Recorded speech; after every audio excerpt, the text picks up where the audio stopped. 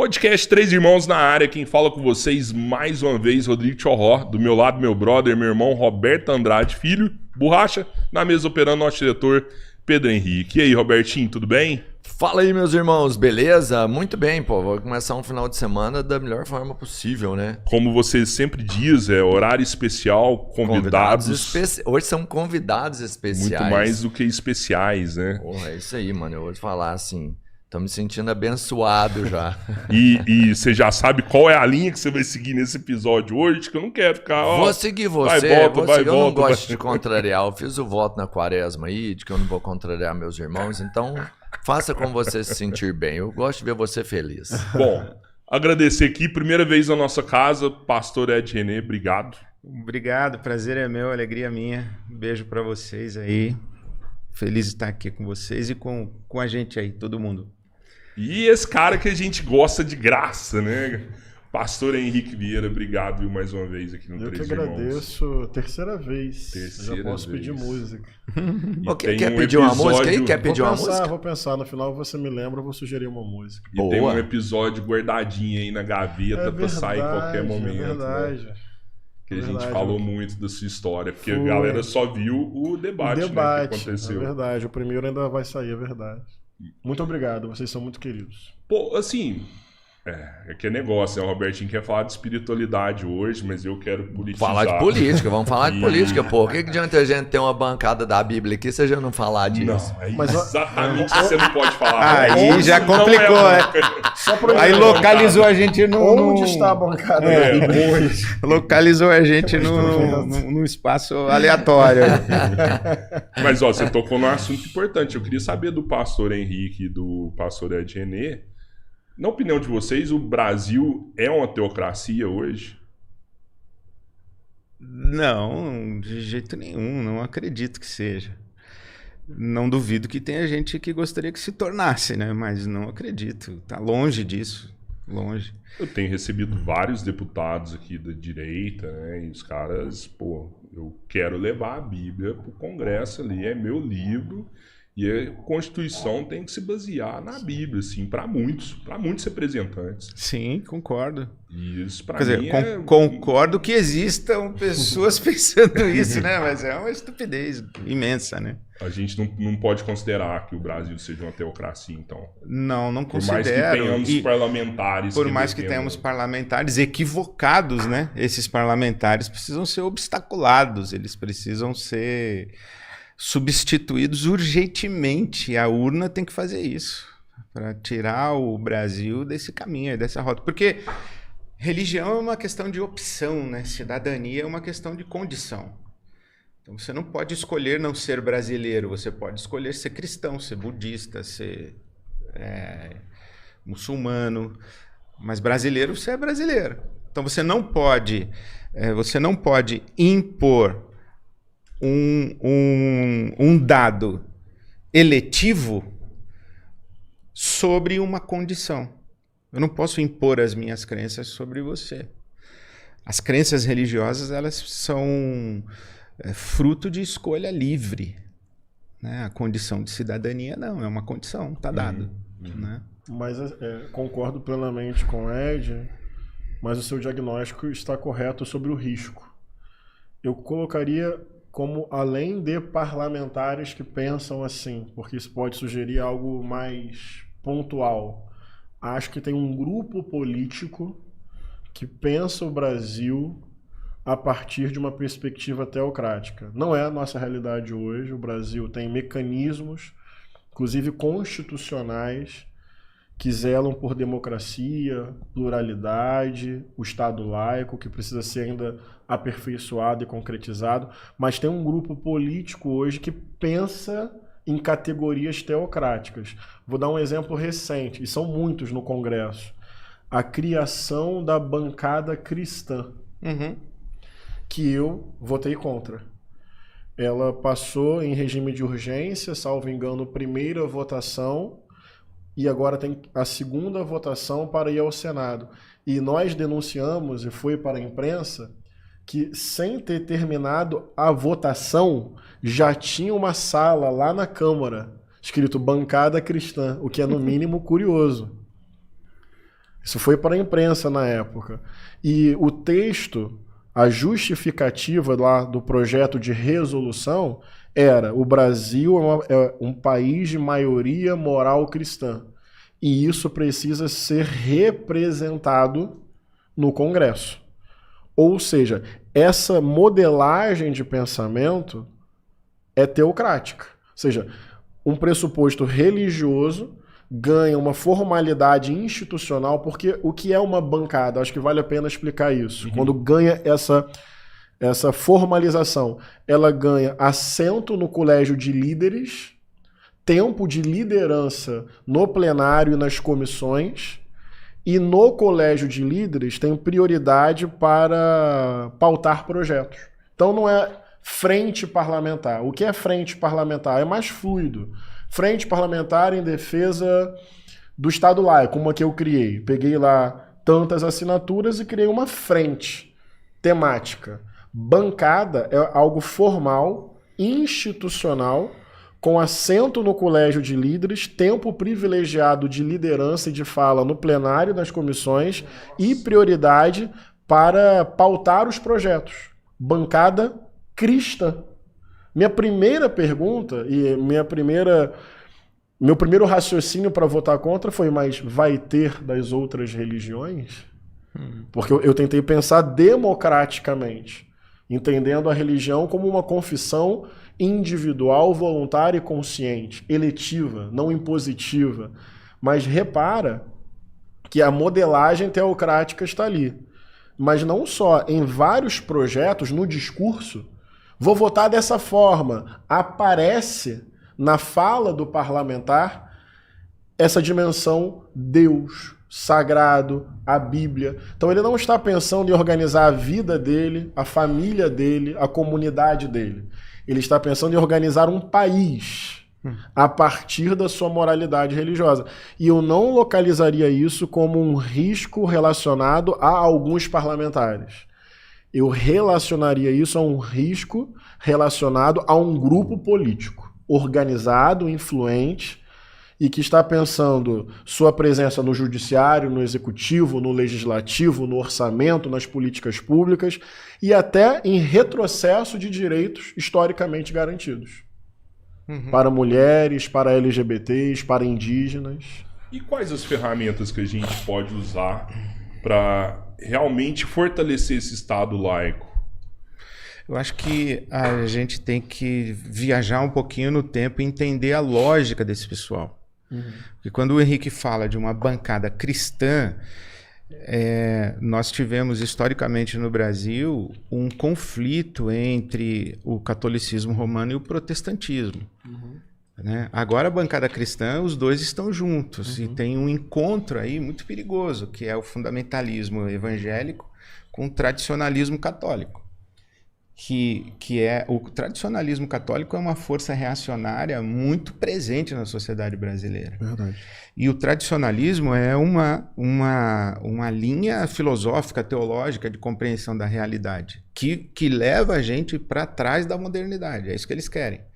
O tradicionalismo não tem a ver com a tradição. Não. Tradicionalismo como uma linha filosófica. Né? Que é o seguinte, olha, você tem um mundo que está organizado com a realeza, com a bênção da igreja. Um mundo hierarquizado, Deus no topo, o rei embaixo e a gente aqui a rapa. Quando surge o que nós estamos chamando de modernidade, vamos pegar ali uma referência da Revolução Francesa, o que acontece? Há um rompimento, separação, ciência e religião, razão e fé, Estado e igreja, são campos separados. Né? Essa racionalidade humana vai levar à laicidade. Né? Ali, veja que interessante, né? Depois da Reforma Protestante, a Europa foi banhada de sangue, católicos e protestantes se matando. Aí vem o pessoal e diz assim, se deixar a religião em debate na sociedade, vai ter sangue. Então vamos tirar a religião? Vamos fazer uma sociedade que não é pautada religiosamente? E aí surge, então, vai sendo elaborado essa separação dos campos. O que o tradicionalismo diz é o seguinte, olha, Deus perdeu, a igreja perdeu, a religião perdeu e nós temos que recuperar, nós temos que pegar de volta. Então, esse rebote... É bem esse raciocínio mesmo. Esse rebote nós vamos trazer Deus de volta para o centro, nós vamos trazer a fé para o centro, nós vamos tirar a ciência, nós vamos tirar a racionalidade cívica, a racionalidade coletiva, o pacto social, o contrato social não vale mais. Vamos tirar a democracia, vamos colocar a Bíblia, vamos colocar Deus e vamos colocar a maioria religiosa. O que é uma perversão, inclusive, da democracia, né? Isso é um risco para a democracia. Totalmente. Essa ideia de que o Brasil é uma sociedade de maioria moral cristã, aí a gente lembra do fundamentalismo dos republicanos norte-americanos, da moral majority, que é uma perversão da democracia. A democracia não é o governo da maioria. As pessoas não entendem isso. Sim. A democracia é um governo que protege o direito da minoria. Exato. E eles se baseiam na Bíblia para isso, pastor?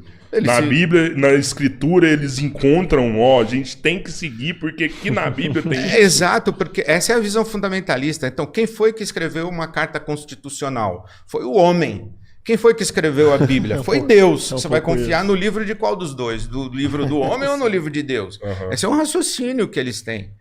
Sim. Então é claro que eles vão querer a Bíblia. E no Rio de Janeiro, tinha pichado nos muros lá, não preciso da Constituição, tenho a Bíblia. É um movimento chamado Bíblia Sim, Constituição Isso, Não. Bíblia Sim, Constituição Não. Eles já panfletaram uns anos atrás na porta da minha comunidade de fé. Eu fiquei com bastante medo.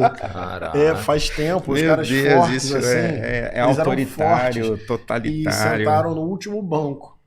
E na saída eles começaram a panfletar. Não foi uma abordagem violenta, mas eu achei constrangedor.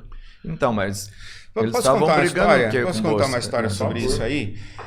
Eu ouvi um discurso do Barack Obama quando ele ainda era senador pelo estado de Nova York. Ele disse o seguinte: vocês ficam dizendo que a América é um país cristão. Primeiro que não é. É também budista, é também muçulmano, é também ateísta, é também agnóstico. Mas vamos dizer que ele fosse cristão. Ele é cristão o quê? Ele é católico, Exato. Ele é protestante, ele é pentecostal, ele é neopentecostal, ele foi enumerando lá. Aí ele falou assim, olha, imagine que você está passando na rua e você vê um homem com uma criança no colo e ele com uma faca para enterrar no peito daquela criança. Se você passa e vê essa cena, você chama a polícia, você protege essa criança, aí você descobre que é o pai da criança, você chama um conselho tutelar, você vai tomar medidas cautelares para tirar a guarda da criança desse pai. Não é isso que você vai fazer? Claro. Tá, mas só que esse pai chama Abraão e a criança é Isaac. E aí o Abraão, ele diz o seguinte: foi Deus que mandou. Foi Deus que mandou. Como é que você sai desse dilema? O Obama disse uma coisa que eu achei sensacional, Henrique. Ele falou assim, olha, uma sociedade, ela não pode ser governada por uma voz que apenas uma pessoa ouviu.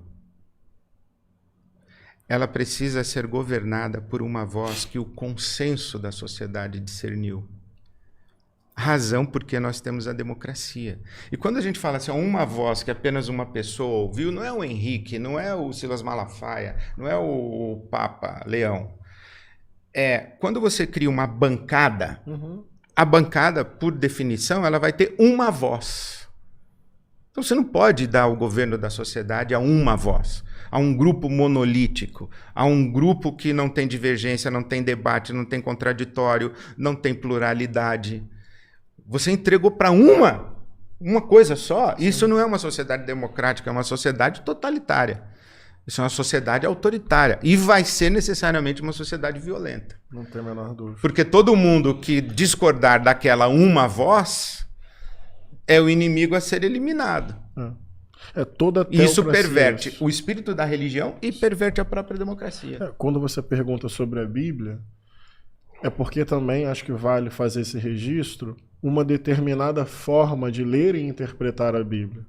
Porque o texto está lá, mas eu poderia discutir e debater no campo da religião. Porque no campo da democracia, da cidadania, de uma racionalidade para produzir pactos sociais, eu acho que isso não deveria ser um tema, por exemplo. Como eu penso o texto A ou B. Isso é um debate da comunidade, de quem se interessa pelo texto e procura basear a sua vida pelo texto. Mas entende que esse não é um debate da cidadania, não é um debate para orientar política pública ou pensar projeto de lei. Esse salto é perigosíssimo. Mas no campo da religião, vale dizer que existem leituras e interpretações da tradição bíblica. Algo que o fundamentalismo religioso faz é reivindicar para si uma voz absoluta que apaga uma diversidade histórica dentro do próprio cristianismo. Então vou dar um exemplo. Na minha adolescência, quando eu comecei a entrar em conflito com algumas dimensões da minha própria igreja de origem, de matriz conservadora, eu me sentia, Ed, profundamente sozinho. À medida que eu fui conversando com outras pessoas e lendo e relendo a história do cristianismo, a minha solidão diminuiu muito. Por que a minha solidão diminuiu muito? Porque então eu entendi que aquilo que brotava em meu coração, como pergunta, como releitura do texto, como outra forma de perceber o evangelho, não era meu. Também tinha um rastro cristão, histórico e milenar. Fui lá ver Teresa d'Ávila, São Francisco de Assis, os anabatistas do século XVI. Fui ver as comunidades eclesiais de base, a teologia da libertação, o movimento evangélico progressista, a missão integral da igreja. Então eu pensei, nossa, por que não tive acesso a uma diversidade dentro do próprio cristianismo? A outras abordagens sobre o texto de Abraão e Isaac, e por aí vai. Então, a própria ideia de maioria moral cristã, ela, numa tacada só, pretende um cristianismo único, que silencia vozes cristãs dentro do cristianismo. Então, aqui produz o herege. Porque se não é este cristianismo, então não é verdadeiro. E além de produzir o herege, produz o subcidadão. Porque se você não é cristão, você perde status de cidadania, direito diante do Estado. Por isso, essa fala só pode ser perigosa, porque ela está eliminando a diversidade dentro do cristianismo, que sempre existiu, e está olhando para quem não é cristão e tratando como o quê? Subcidadão, que não tem os mesmos direitos que um cristão. Então, toda teocracia é um grupo político falando em nome da sua visão de Deus e tentando impor à sociedade aquilo que se considera verdade absoluta e inquestionável. Se você não crê e diverge, é herege ou subcidadão. Não pode dar certo. E isso, essa sua organização é perfeita e é justamente isso. Se você é herege, você subverte, perverte a religião. Porque a religião, ela precisa ser um espaço de diversidade e pluralidade. E se você é subcidadão, com isso você perverte a democracia. Exatamente. Então, uma teocracia trai o espírito da religião, que pretende defender, e trai o espírito da sociedade onde está inserida. Verdade. Na pluralidade, nas duas vezes. Isso produz morte, tá? Com certeza, vai ser sempre violento. Historicamente, isso se demonstra. Agora, uma coisa que eu acho interessante também é, tá bom, então vamos tirar a Bíblia, vamos tirar Deus, vamos não sei o quê. Não, não vamos.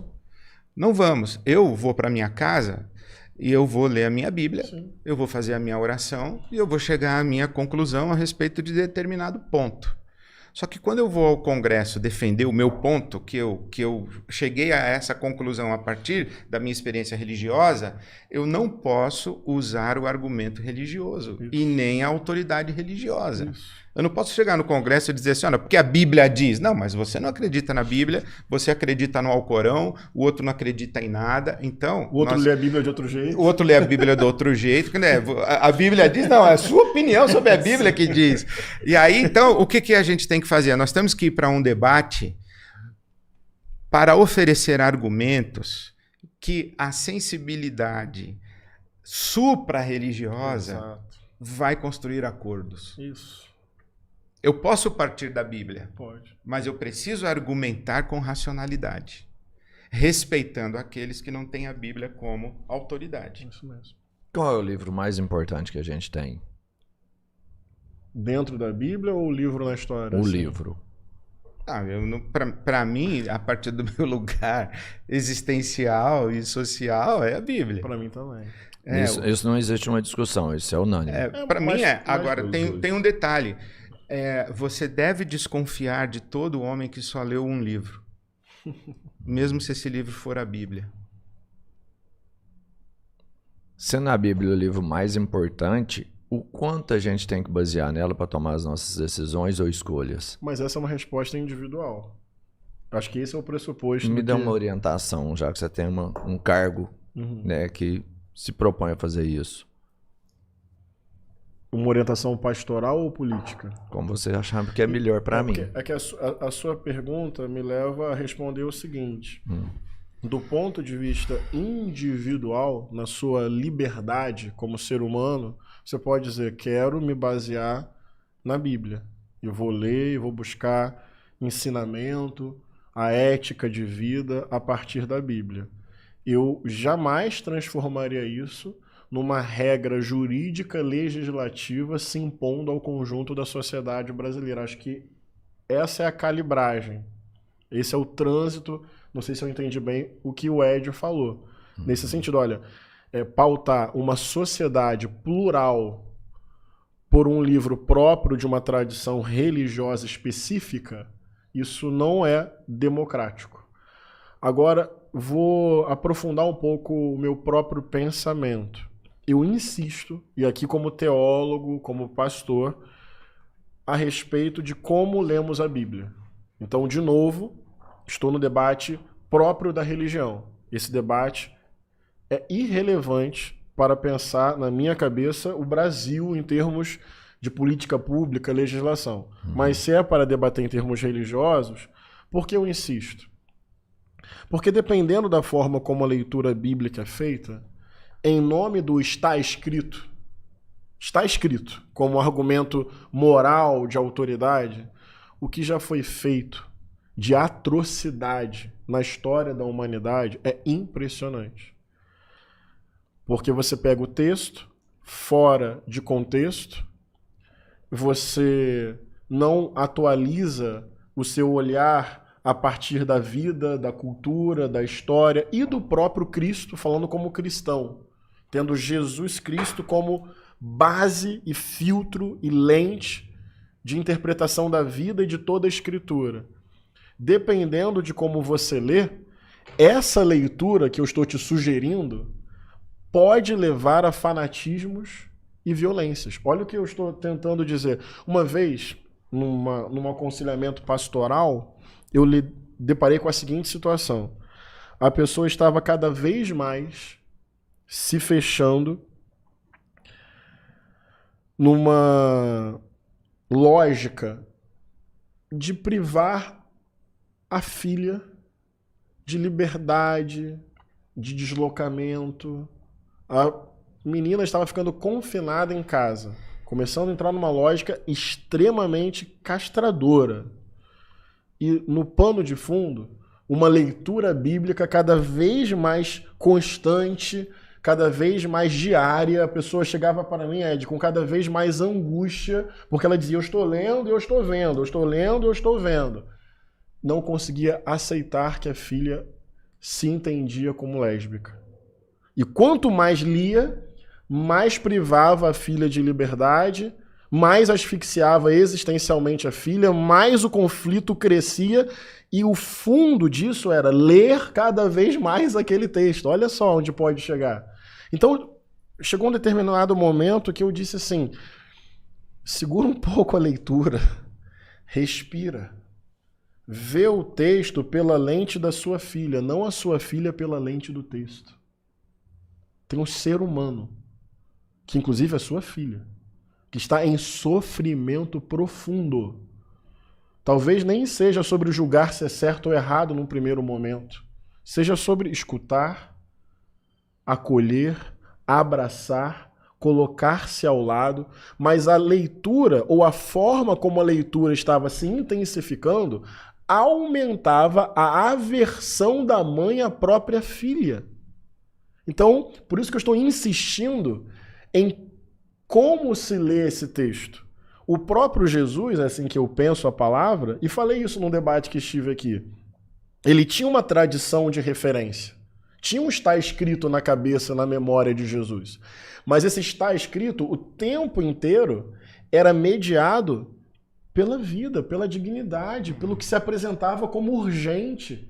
Então não foi o ser humano feito para o sábado, para que um texto fique ali impedindo de fazer o bem. O sábado é que foi feito para o ser humano. Então eu preciso ler a Bíblia e me perguntar, depois que eu terminei a leitura, eu estou amando mais? Estou mais solidário, mais compassivo, mais misericordioso, mais generoso, mais parecido com Jesus? Ou terminei a minha leitura e estou mais preconceituoso, me sentindo superior, julgando todo mundo que é diferente de mim, disposto a matar em nome de Deus? Se for isso, eu vou dizer, pare a sua leitura agora. Porque essa leitura está te tornando obediente ao texto e desobediente a Deus. Olha só. Então, respondendo a sua pergunta, eu te sugeriria, leia a Bíblia, mas leia com amor, leia olhando para a vida concreta, leia pegando Jesus como exemplo prioritário, leia vendo que o texto tem uma localização histórica. Às vezes aquilo que está lá há 4.000 anos atrás não é exatamente o que precisa ser dito hoje, porque a palavra não é o texto literal, é o sentido que permanece e se atualiza. E eu falei demais.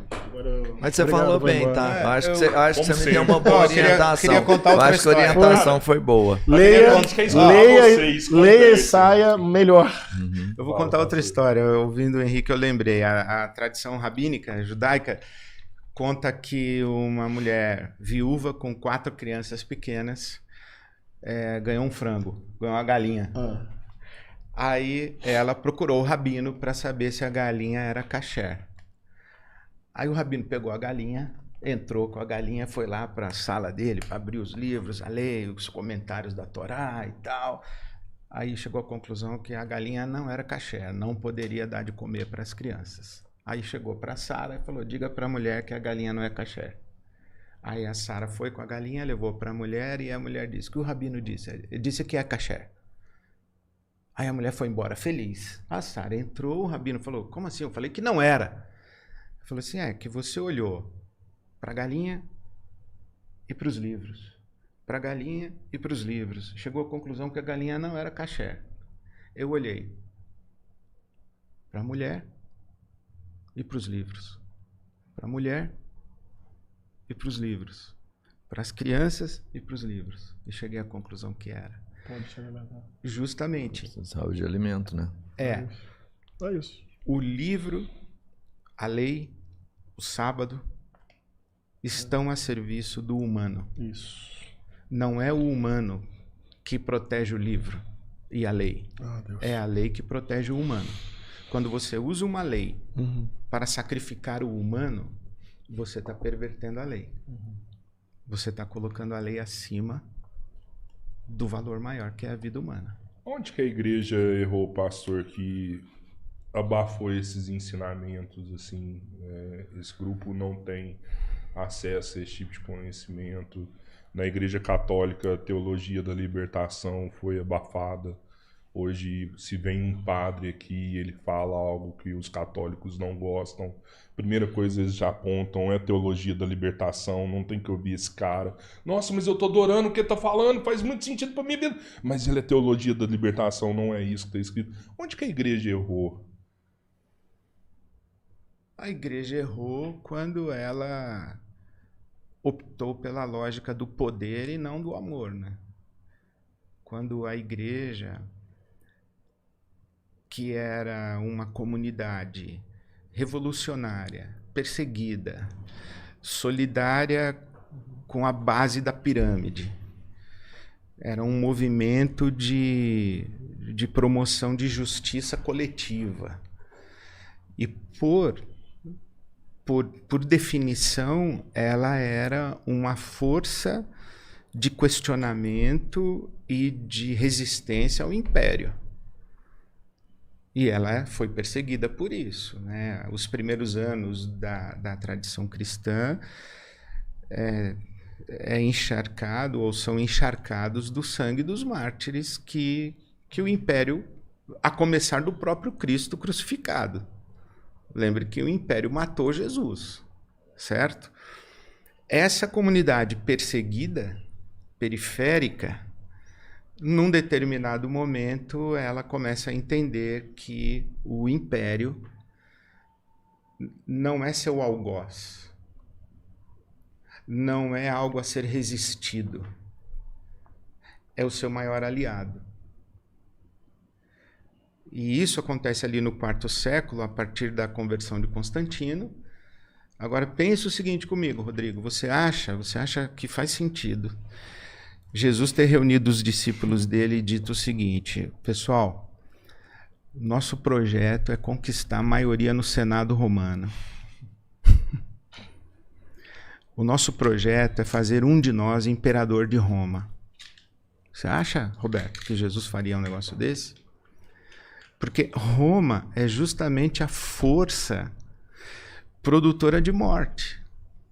Todo o instrumento coletivo baseado na lógica do poder vai trabalhar para a sua autopreservação, vai trabalhar para garantir a sua sobrevivência, subsistência e longevidade. Tudo que é dissidente, tudo que questionar a hierarquia será eliminado. Isso é império. O reino de Deus é uma outra lógica completamente diferente. A gente não tem que tomar o poder de Roma, a gente tem que subverter a lógica de Roma. É revolução, não é substituição de poder. Não é que hoje você é o presidente de Roma, amanhã sou eu. Não, o problema não é quem é o presidente de Roma, o problema é a lógica sistêmica de Roma. Esse é o problema.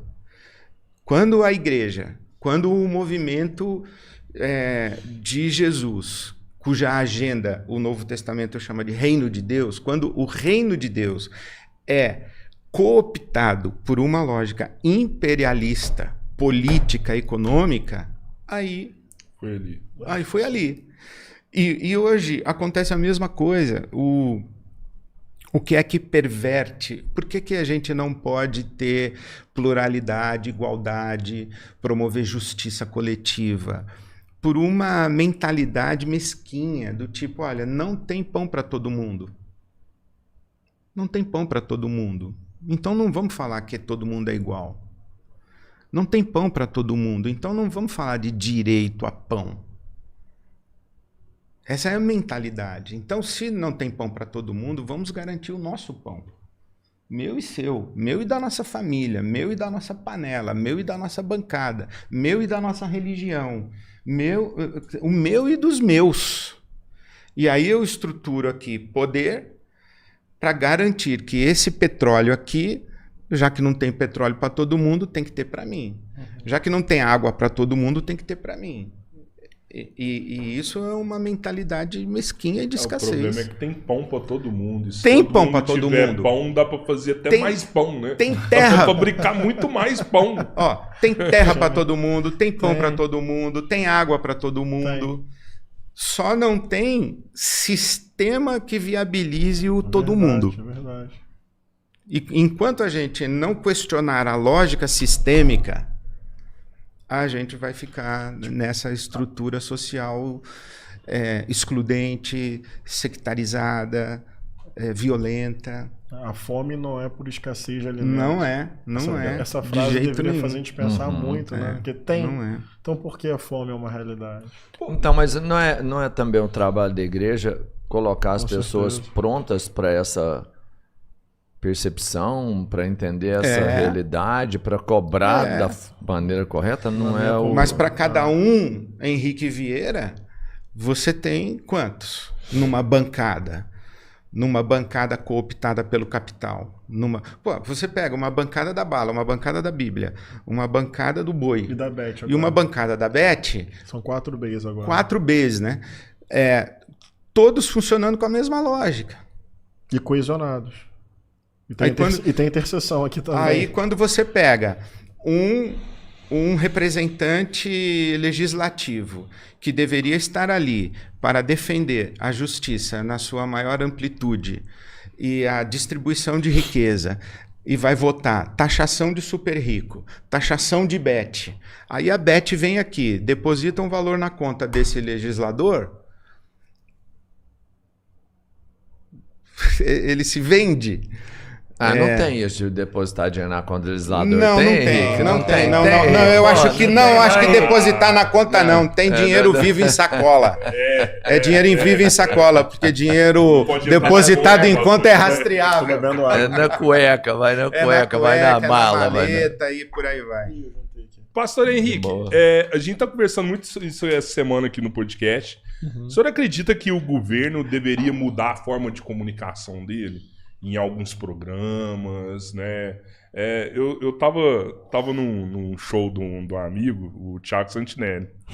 E no show dele ele fala muito de Jesus ali, né? Não sei se vocês viram.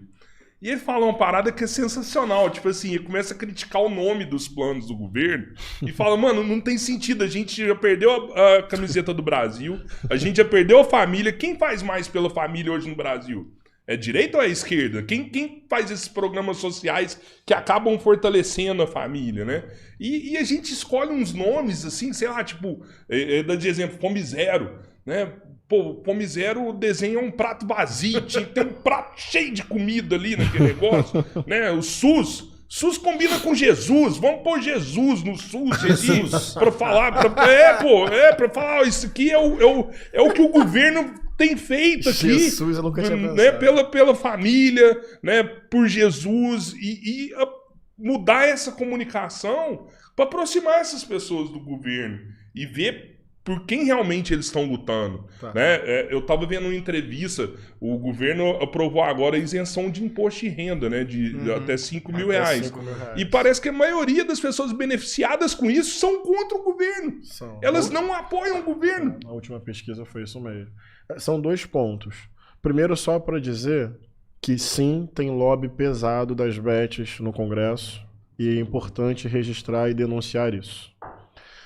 Agora, tem Obrigado 2 pontos por aí. falar, tá? Não, porque mas a galera não fala, mano. Dá onde isso aí. E eu já vi projetos. Assuntos. Eu já vi projeto ser emendado ali nos bastidores. Isso tem um endereço hoje, que é o Centrão. Especialmente o Centrão. E Centrão não é uma categoria política que quer dizer centro. Centrão é até um termo que mais esconde do que revela, o que é de fato. O que é o Centrão? Centrão, a leitura política de sociedade do chamado Centrão é de direita. Eles são de direita. E, hoje, cada vez mais de extrema direita. O termo Centrão, para diferenciar de extrema-direita, é porque é um grupo político capaz de fazer movimentos mais pragmáticos, fisiológicos e oportunistas por interesses imediatos. Então consegue, por exemplo, votar... consegue votar em pautas do governo. Consegue colocar gente dentro da estrutura do governo, nas estatais, nas autarquias, nas reguladoras. Então consegue fazer isso porque está mais interessado, está bem localizado politicamente para atender os seus interesses, seus projetos pessoais de poder. Mas se você for conversar com os parlamentares do Centrão, é a visão de mundo da direita. Então, não é o centro político. Centrão é só uma categoria porque onde está o poder eu vou estar. E vou sugar do jeito que der. É isso que eu penso, ele é o mais oportunista. Quem tá lá em cima é aliado dele. Mas entende, mas o pensamento ali é uma visão de mundo de direita. E ali tá o principal lobby das bets e das big techs. Qualquer projeto que vise chamar as big techs a se corresponsabilizar para moderação interna, a fim de impedir circulação de discurso de ódio e criminoso, eles vão chamar de censura. Aliás, não me deixe esquecer a sua pergunta. Quando a gente ia votar o projeto 2630, que era ótimo, inspirado numa legislação da União Europeia, para criar mecanismos de corresponsabilidade com vários critérios para impedir circulação de ódio. Se é crime na vida cotidiana presencial, por que deixaria de ser no ambiente virtual? E se quem tem a tecnologia para identificar isso se omite, por quê? Eu lembro do lobby, na véspera da votação, o Google colocou naquela página inicial dele. Isso está registrado na história. O PL 2630 é um risco à sua liberdade de expressão. Podem procurar. Foi pesadíssimo. Esse projeto foi votado? Nem entrou em pauta. Estava pronto para a votação. Um grande acordo, uma costura dificílima, mas as Big Techs entraram, lobby pesado, não votou. Bet, mesma coisa. Eu acho um absurdo propaganda de Bet. É absurdo a Bet existir, mano. A Bet existir. Eu não entendo isso aí, não. E a livre circulação de propaganda é uma coisa que eu não consigo normalizar. Não. Porque está adoecendo o nosso povo. Tem várias pesquisas demonstrando o impacto no SUS. Já tem pesquisa de um instituto chamado IEPS, que é muito bom, de estudo de política social, com impacto na vida das famílias, dos mais pobres e já no próprio SUS por conta dos adoecimentos relacionados ao vício, relacionado às bets. E tudo isso com arrecada de imposto gasta no SUS muito mais. É isso. Então, a conta não fecha. A conta não fecha. E tem gente lucrando em cima desse adoecimento e com o deputado ali defendendo essa lógica. E não deixando passar nada que vise aumentar a tributação, regular o funcionamento e impedir a propaganda, que é o que eu defendo. Daí, indo à sua pergunta, tem 2 pontos. Primeiro, eu quero ser bastante objetivo. Eu realmente acho que a gestão do ministro Sidônio melhorou muito a comunicação do governo. É a minha opinião. Tem uma mudança dentro do próprio governo quando o Sidônio entra. Eu acho uma comunicação mais inteligente, mais atual, mais online, buscando parcerias mais antenadas. Há um esforço.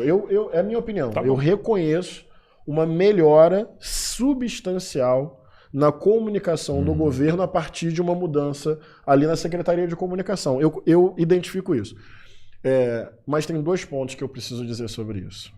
Primeiro, eu fico com uma impressão que não é um debate só sobre comunicação. É um debate sobre o nosso tempo, sobre política e cultura.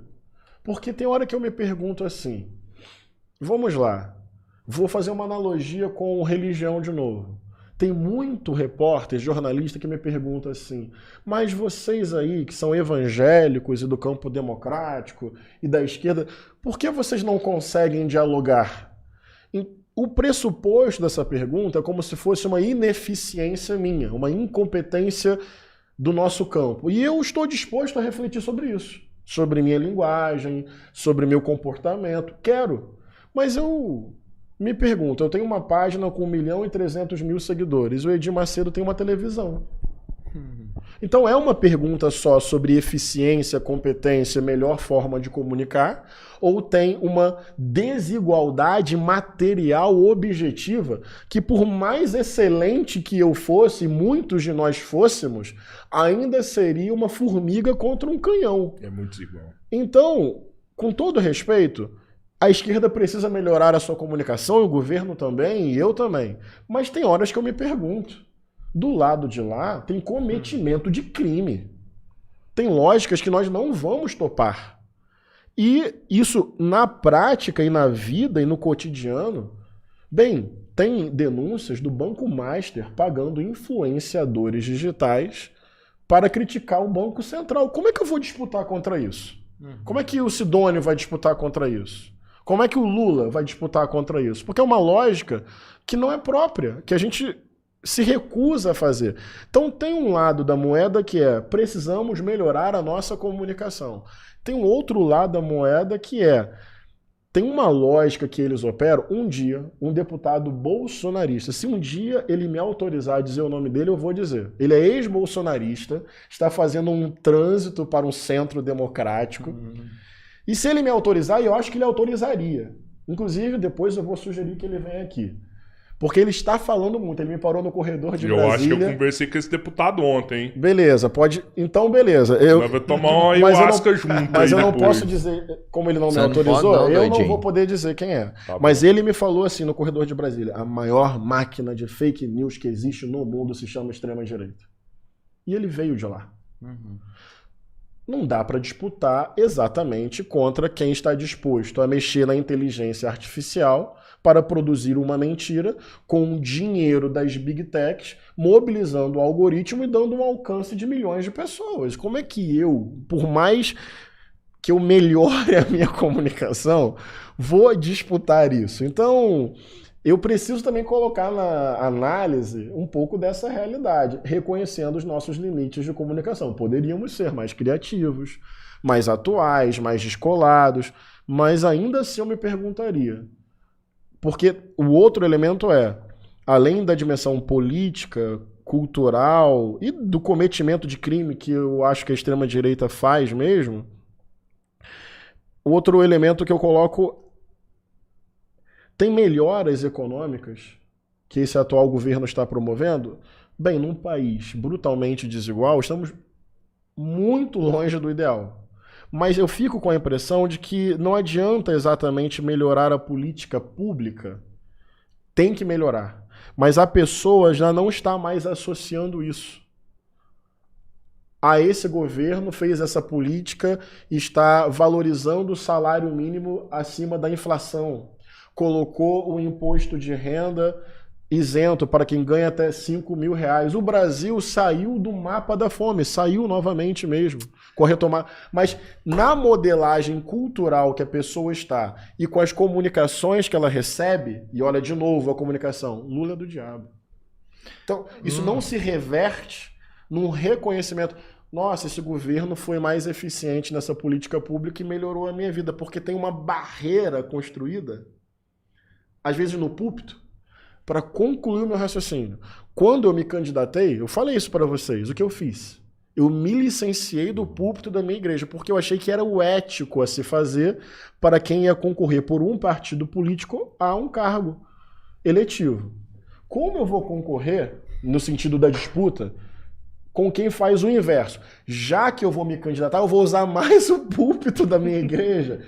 Tem uma hora que a disputa é ética. Eu não tenho o que fazer, a não ser que eu me venda e me corrompa. Não pretendo, entendeu? Você olhando do lado de fora, né, e tendo essas informações que ele traz sobre a comunicação, você concorda que a comunicação talvez seja o principal? Ou porque eu tenho uma outra percepção, que não é a comunicação, são as ações que tem que ser mudadas.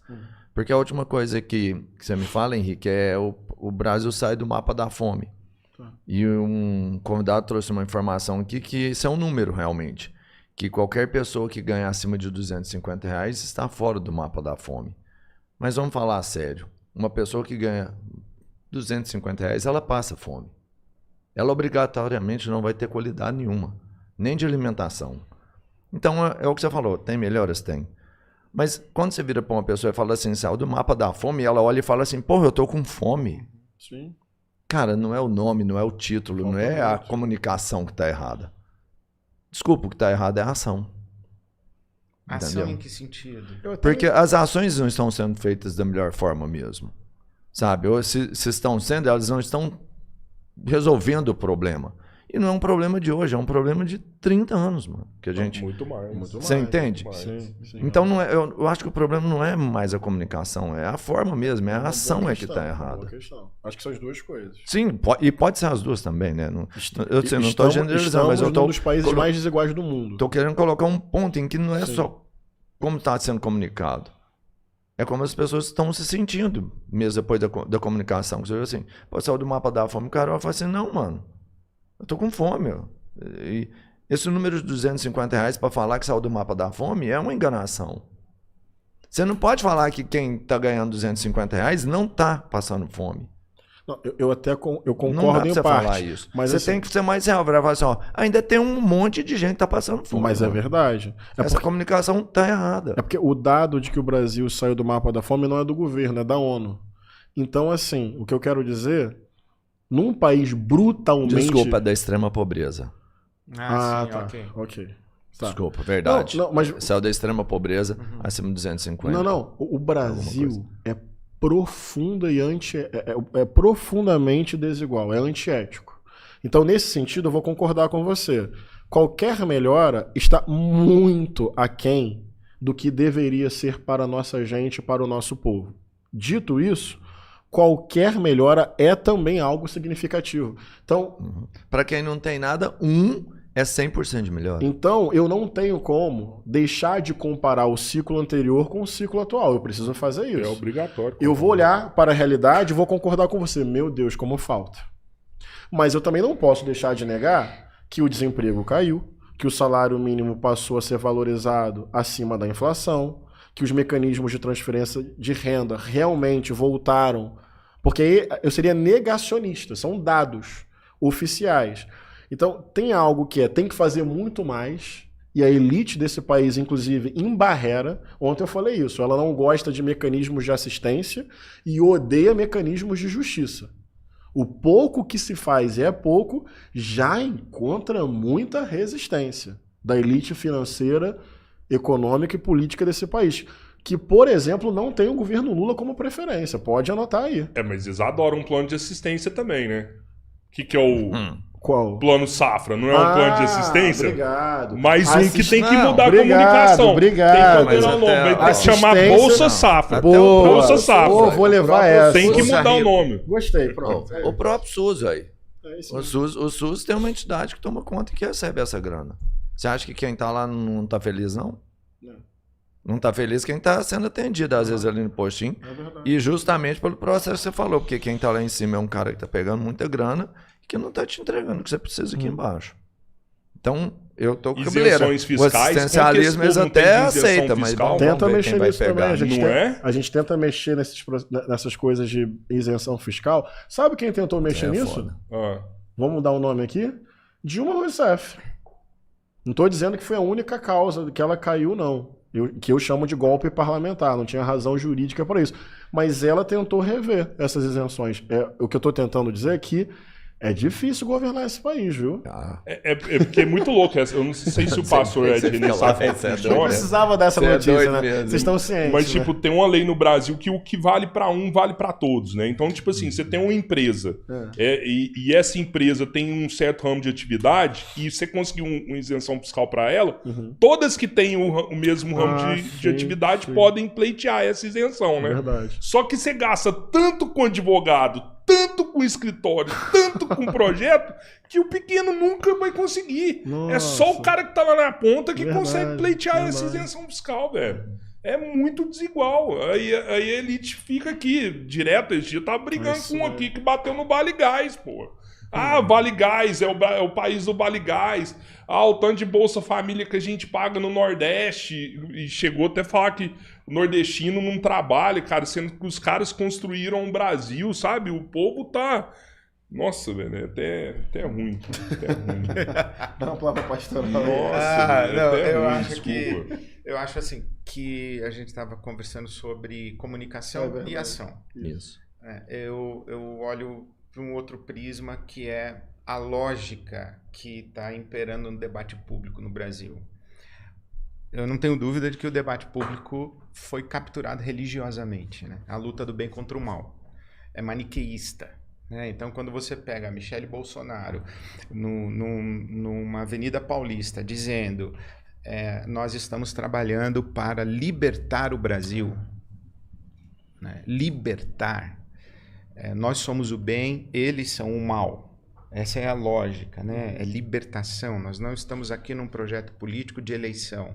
Nós estamos numa jornada e numa batalha espiritual para libertar o Brasil. Então, o debate está capturado religiosamente. Agora, veja o seguinte. Eu, recentemente, passei por um procedimento médico com problemas cardíacos. Eu tenho meu cardiologista é meu amigo desde que eu tinha 15 anos de idade. Fui fazer meus exames. Amigo do coração. Amigo do coração, literalmente. Fiz Holter, eu fiz exame nas coronárias, nas carótidas, fiz angiotomografia e passei por procedimentos porque eu tinha calcificações coronárias. O meu médico disse assim, Ed, o seu problema é que você é assintomático. Você não tinha falta de ar, você não tinha cansaço, você estava fazendo atividade física. Qual o problema disso? É que para muitas pessoas, o primeiro sintoma é um infarto, que pode ser fatal. Que é o seu, né? Então, você só ia morrer só. Porque eu tenho acesso a um cardiologista, eu tenho um plano de saúde e eu pude me submeter a um cuidado clínico. Olha só. Eu, muito provavelmente, fui livre, tive um livramento de um possível infarto dali a tanto tempo. Nossa, pode crer. Agora pensa quanta gente já morreu nesse Brasil porque não identificou calcificação coronária. É isso mesmo. Bom, se você não tem acesso a um cuidado, você tem acesso a quê? A reza, ao benzimento, ao passe, a fita no pulso, a vela acesa, a novena, ao culto na igreja. Eu não tenho plano de saúde, então Deus tem que cuidar de mim. Você tem plano de saúde? Seu médico cuida. Olha a lógica que vai se construindo. Ok? Bom, então eu tenho que garantir que o poder espiritual, que seja lá, que nome a gente vai dar para esse poder espiritual, que ele me favoreça, que ele olhe por mim e que eu esteja do lado dele. Que eu seja da turma que ele gosta e não da turma que ele amaldiçoa. Eu quero ser da turma que ele abençoa. Ok? Tá bom. Se eu tenho uma população imensa nesse Brasil, cuja esperança está na Bet, na loteria, ou no divino espiritual, para poder ter uma mudança de vida, para poder ter uma condição de vida mais digna, essa esperança é mágica. É mágica. Eu vou ganhar na loteria. Eu vou ter a bênção de Deus. Eu vou alcançar uma graça. Isso tudo é mágico. Isso está na aleatoriedade. Está na aposta. Está na aposta, literalmente na aposta. Eu percebo isso. Eu digo, bom, eu vou dizer para esse pessoal que se eles estiverem comigo, eles vão estar do lado certo, do divino. Eu sou abençoado e quem está comigo vai ser abençoado também. Eu sou abençoado e quem estiver contra mim vai ser amaldiçoado. Como é que eu convenço esse pessoal aí de que eu estou do lado certo? Eu vou dizer que eu defendo a família, que eu sou contra o aborto, que eu sou contra esse gaysismo que está destruindo e que isso é imoralidade, que isso é promiscuidade, que essa baixaria está pondo a perder a nossa sociedade. Transsexuais. Como é que eu convenço você que eu estou do lado certo, que eu sou da luz e você é das trevas? Pela pauta moral. E o que é o discurso da extrema-direita hoje no Brasil? Pauta moral. A pauta moral. Porque eles são da família, eu sou contra a família. Né? Eu sou abortista, gaysista, comunista, traidor do evangelho, já me chamaram inclusive de filho do diabo. Por quê? Por causa da pauta moral. Enquanto a gente não mexe nessa estrutura de raciocínio e dizer, olha, você está na pauta moral defendendo a família. Mas a semana passada eu conversei com a Erika Hilton e ela diz o seguinte, eu defendo a família. Claro. A relação com a minha mãe é estruturante da minha biografia, da minha identidade, da minha presença pública. Foi a minha mãe que foi me buscar lá onde eu estava, prostituída desde 14 anos, inclusive prostituída e usada pelos homens de bem que são a favor da família. E eles vão dizer que eles defendem a família e eu sou contra a família. Olha o debate moral maniqueísta estabelecido. Aí a gente diz assim, vamos fazer o seguinte, vamos parar de discutir essa pauta moral e vamos discutir justiça. Vamos parar de discutir se você é a favor do aborto ou contra o aborto e vamos pensar nas adolescentes do nosso Brasil que estão sendo estupradas, engravidando com 14 anos, estão morrendo em clínicas de aborto, clínicas clandestinas. Vamos tratar isso como saúde pública. você é abortista, você é assassino de criança. Eles não conseguem discutir a partir de uma lógica de justiça social e de proteção do ser humano. Por quê? Porque eles precisam capturar o imaginário coletivo dizendo que eles são do bem e que nós somos do mal. E é isso que nós temos que atacar. Então eu acho que nós temos um problema de comunicação, mas um problema de comunicação que é levar a sociedade a fazer um debate que saia de uma espiritualidade mágica para uma espiritualidade ética. Eu não estou aqui dizendo que eu quero libertar o Brasil do poder das trevas. Eu estou dizendo que nós precisamos discutir justiça social. Nós precisamos discutir ética que favorece a proteção da vida humana e não princípio moral que regula a sua consciência pessoal.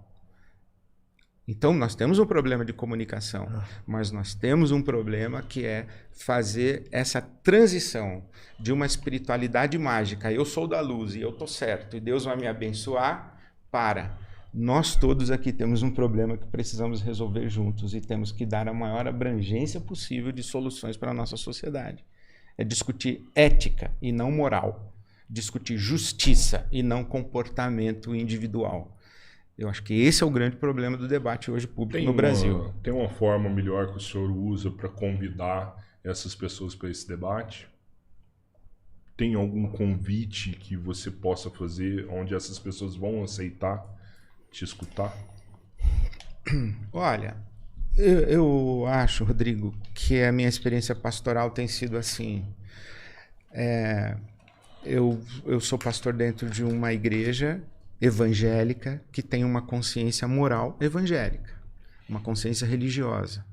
Então, por exemplo, dentro da minha comunidade, a questão da homoafetividade é um fator de divisão, de opiniões, de posturas. Tem gente que acredita que é uma traição da Bíblia e que pessoas que são homossexuais elas vão para o inferno. Tem gente que acredita isso e tem gente que acredita que não. Aí um dia eu falei assim, gente, vamos parar de discutir se você é contra ou a favor e vamos pensar que os homossexuais, eles não estão lá fora, na Rua Augusta. Eles estão aqui dentro, eles estão na sua casa. É seu filho, irmão. Sua filha que é lésbica.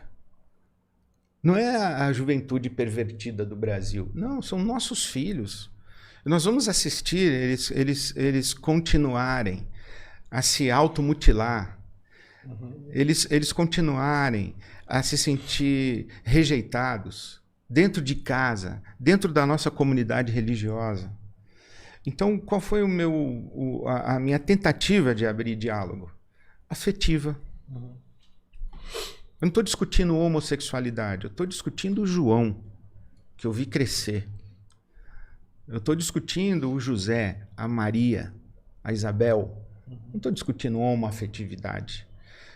Eu tô cuidando de gente, cuidando de pessoas. Quando você coloca um ser humano na sua frente, você ouve esse ser humano, você fala assim, o que você é a favor de trans ou não trans? Bate um papo com a Erika Hilton. Senta na frente dela.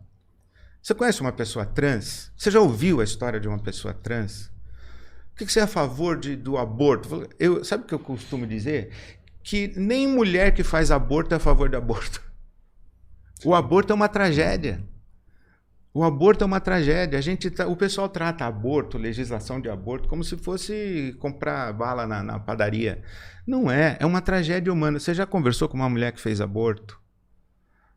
Eu já vi alguns números. Então, assim, que elas são extremamente mas aí eu mais. acho que essa conversa ela tem que ser feita num outro campo. Não é no campo do debate moral. É no campo da afetividade, é no campo da relação humana, de sentir a dor humana, de ver uma pessoa chorar na sua frente dizendo, meu pai me disse eu prefiro um filho morto do que um filho gay. Sim. Aí você ouve esse menino de 14, 15, 16 anos. Eu estava em Maringá, veio uma moça, me abraçou e começou a chorar no meu ombro. Henrique falou assim, pastor, eu sou uma das suas ovelhas coloridas. Eu entendi, evidentemente, o que ela estava dizendo. Falou, eu nasci dentro de uma igreja, sou filha de pastor, eu fui expulsa de casa e expulsa da minha igreja. Aí ela vem chorar no meu ombro. Por quê? Porque eu sou gaysista, porque eu tô traindo o evangelho e eu sou um filho do diabo. Mas a sua filha veio chorar comigo, não foi com você. Você expulsou ela de casa. O debate tem que ir para um outro lugar. Em vez de olhar a galinha e os livros, vamos olhar essa menina chorando e os livros. Vamos olhar não a dureza da lei, mas o sofrimento do coração. Aí a gente consegue conversar. Enquanto a gente ficar debatendo o tema, aí vai ser essa briga de foice que a gente está assistindo. Eu tenho um amigo que chama Breno Altman. Ele é um judeu e uma das lutas dele é contra o sionismo, né?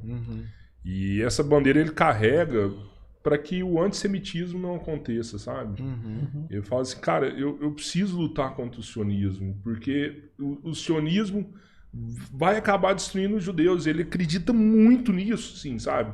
E por isso ele luta tanto a vida inteira, a família dele luta tanto por isso.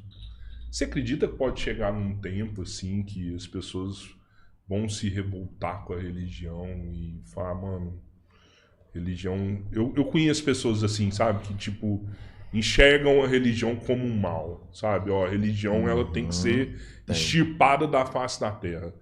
A religião não fez nada de bom para a humanidade. Se as pessoas fossem menos religiosas, se não existisse religião, seria melhor para o planeta. Antes de você falar, Tranquilo. eu queria só pedir pra galera que tá aí, a gente tem quase 2.000 pessoas, a gente não pediu o like nenhuma vez. Então dá o like aí, porque tem uma quantidade boa, mas a gente pode ter muito mais pessoas, porque tá muito E bacana 10 horas isso da aqui. manhã, né, Robertinho? Não, mas eu falo assim, o 2.000, aprendizado, 10 horas. os ensinamentos que estão passando aqui a todo instante, eles merecem que vocês compartilhem isso com outras pessoas. Então compartilha, dá like. Se puder, se inscreve no canal. É isso aí, é só pra pedir a galera pra vir com a gente. Desculpa, pastor. Continua. Nada, dá like, Pode pessoal. Isso aí é porque tem muito irmão. Eu quero que venha certo, mais, tá tá certo. muito legal, sabe? A religião, ela é uma experiência dentro da história, verificável ao longo do tempo. E assim, minha opinião, não acontecerá esse cenário de inexistência no campo da história da experiência religiosa. Frei Beto, eu aprendi com ele o seguinte: quando começou a espiritualidade? Não sabemos. Na perspectiva que ele compartilha, a espiritualidade é tão antiga quanto a humanidade. O ser humano olha para a vida e a vida não dá conta da própria vida. Você faz perguntas, você busca um sentido. A espiritualidade é quase como a arte. É o ser humano ciente de si, perguntando sobre origem, sobre sentido, sobre propósito, sobre destino. Então o ser humano não só vive bioquimicamente. O ser humano sabe que vive. E esse saber de si é a margem da espiritualidade, da cultura, da arte, dessas expressões que vão perguntando, afirmando e dando sentido à experiência da vida. É um acontecimento bioquímico, mas também é um acontecimento consciente, subjetivo. E aqui está a espiritualidade. Daí Frei Beto continua. A religião já tem uma datação historiográfica, é uma espécie de sistematização da espiritualidade. Aqui eu quero organizar um grupo, um comportamento, provocar uma coesão social. Aqui eu começo a ter respostas. A espiritualidade namora as perguntas. A religião, em algum nível, e qualquer experiência religiosa em algum nível, vai oferecer algum tipo de resposta. Foi assim que começou. Aconteceu algo, por isso estamos nesta situação. O projeto é esse, o destino é aquele. Tem uma sistematização dessa força, desse impulso, dessa paixão da espiritualidade. Frei Beto continua. Frei Beto, espero que eu esteja sendo coerente com o que você me ensinou. Tem experiências religiosas, então já tem a ver com história, grupo, cultura, coesão, algum oferecimento ou compartilhamento de respostas. Tem experiências religiosas que sufocam a espiritualidade. É religioso, mas sufoca a espiritualidade. Em que sentido? Engessamento excessivo. Então aqui é como se fosse o fundamentalismo religioso como algo que dentro da religião sufoca a espiritualidade. Não tem mais abertura ao mistério. Eu não consigo mais olhar para esse ser humano e me comover com a sua existência, porque ele está respondendo de forma diferente do que a minha religião responde. Então é indigno, é amaldiçoado, é inimigo. Então aquilo que era para me abrir a vida ao outro e aos outros, promover pontes e encontros, se tornou espada, escudo, inquisição, fogueira, eliminação, batalha, guerra. É religião. Mas é um modelo religioso sufocando aquela origem da espiritualidade. Eu não aceito mais pergunta, eu tenho resposta. Eu não aceito mais silêncio, eu quero falar o tempo inteiro. Eu não consigo escutar a versão religiosa do outro, porque a minha é única, verdadeira, estática, temporal, absoluta, diretamente de Deus. Então, nesse sentido, o fenômeno religioso sufoca a espiritualidade, pode se traduzir num projeto de poder impositivo teocrático que vê a diversidade humana como um problema a ser resolvido ou um mal a ser eliminado. Isso é perigosíssimo. Daí vem, talvez, essa narrativa. Isso tinha que acabar. Se você estiver se referindo ao fundamentalismo religioso, eu diria, o fundamentalismo religioso pode se traduzir na dimensão política como um projeto de poder perigoso. Então eu enfrentaria isso como projeto de poder. Tem gente, eu já ouvi alguns pesquisadores, pesquisadoras, até fazendo uma distinção, eu tenho dúvida sobre isso, viu? Mas assim, o fundamentalismo organiza a vida do indivíduo, do seu grupo, da sua família e da sua comunidade. Toca a vida, a partir desse ideário. Eu acho isso já problemático, mas no limite está ali. Daí tem gente deslocando para extremismo religioso. Quando essa moral fundamentalista não se pretende mais organizadora do indivíduo, da sua família, do seu grupo, da sua comunidade, dos seus pares. É a Constituição tem que dizer isso. É o fundamentalismo elevado a projeto de poder, via Estado, legislação, política pública, que todos vivam assim. Isso, na minha opinião, tem que ser enfrentado politicamente, em nome da democracia, da pluralidade, do respeito à diversidade, dos direitos individuais e coletivos, da liberdade de expressão, porque isso, historicamente, mata. E não mata apenas simbolicamente. A religião é uma força... Quando produtora de vida, é vida bonita. Tem experiências religiosas lindas na história da humanidade. De alteridade, de desprendimento, de partilha, de compromisso radical no meio do povo. Eu arriscaria dizer que a religião é um fenômeno forte. Se é para gerar vida, vai bonito. Se é para gerar morte, vai também. Porque tem uma força que ou é emancipadora ou é opressora, mas ela não é a priori boa ou má, virtuosa ou com defeito. É a experiência humana, cultural e histórica. Então eu gastaria minha energia para enfrentar o fundamentalismo e o extremismo, porque a religião é legítima, é histórica, é antropológica, é cultural, não será vencida.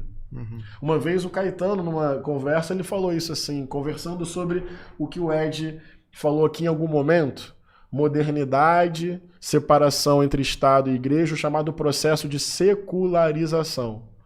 Tem religião, valoriza-se em certo sentido, mas ela não pode ser a orientadora do Estado, da razão pública absoluta. E alguns ali, nesse contexto, Revolução Francesa, Iluminismo, até de forma muito eurocêntrica, vale dizer, portanto colonizadora, racista, apostavam no fim da religião. E o Caetano disse daquele jeito dele, mas ela sempre vence, né, Henrique? E é verdade, não acabou e não acabará. Tá longe de acabar. E acho errado querer que acabe. mas eu acho que tem que trabalhar para que ela seja valorizada no ambiente democrático, sem que uma confissão religiosa se traduza de forma fundamentalista num projeto de poder que mata. Isso tem que ser derrotado. O fenômeno religioso tem que ser protegido pela democracia. Me fiz entender? Demais, pastor. Eu concordo absoluto que o problema não é a religião, é o fundamentalismo religioso. Mas queria também iluminar uma outra ponta. Um dos meus teólogos mais influentes assim do meu pensamento, Quem é? Tomás Halik. Ele é um teólogo católico da República Tcheca. Ele exerceu o sacerdócio dele na clandestinidade por 11 anos, morando com a mãe dele, e nem a mãe dele sabia que ele era padre. Porque ele, na República Tcheca, comunista, ele diz assim que ele viveu no metro quadrado mais ateísta do planeta, que é o leste europeu. E ele foi, durante esse tempo em que ele exerceu o sacerdócio na clandestinidade, professor da Universidade de Praga. E aí eu estou lendo a biografia do Halik e me deparo com a seguinte declaração. No meu quarto, eu tinha um pôster do Ronald Reagan. Eu falei, eita pleura, como assim? No meu quarto, eu tinha Che Guevara. No meu quarto, no seminário, eu tinha uma frase da Olga Benário. Não tinha Ronald Reagan. Mas eu entendi. Para um cara que está no leste europeu, num estado ateísta, de perseguição ao cristianismo e aos cristãos, em que ele, na sua fé, precisa viver sua fé na clandestinidade, o mundo livre, para ele era o sonho. O Ronald Reagan era o herói dele. Ele queria aquilo. Tem um sociólogo francês, o Régis Debray, ele diz o seguinte, que quando os caras do leste europeu começaram a assistir os filmes do Rambo, e aquele supermercado, que entra um carro no supermercado, cai aquilo tudo, aquela fartura de consumo do Ocidente, os caras falaram, não, pera um pouquinho, tem supermercado que tem isso tudo na prateleira? Eu quero isso aí, eu quero esse capitalismo aí, eu quero esse Ocidente e tal. Então, quando esse pessoal fala, a religião tem que acabar, tá, mas e os estados onde a religião era sufocada? Não tinha violência? Não tinha injustiça, não tinha matança.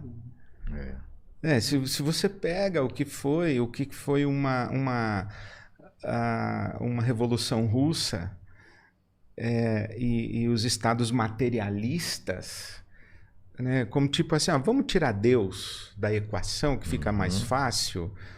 Cara, historicamente não ficou.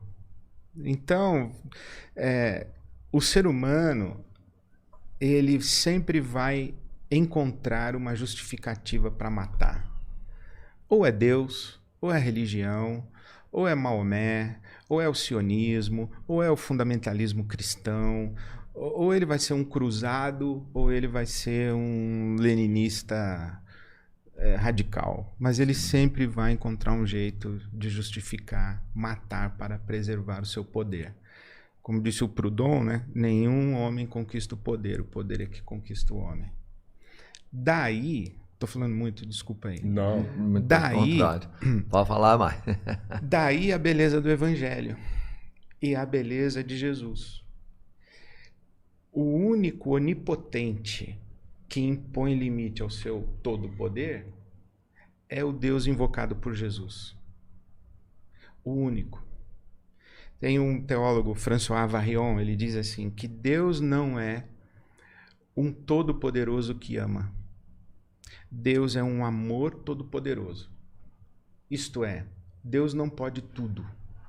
Ele só pode o que o amor pode.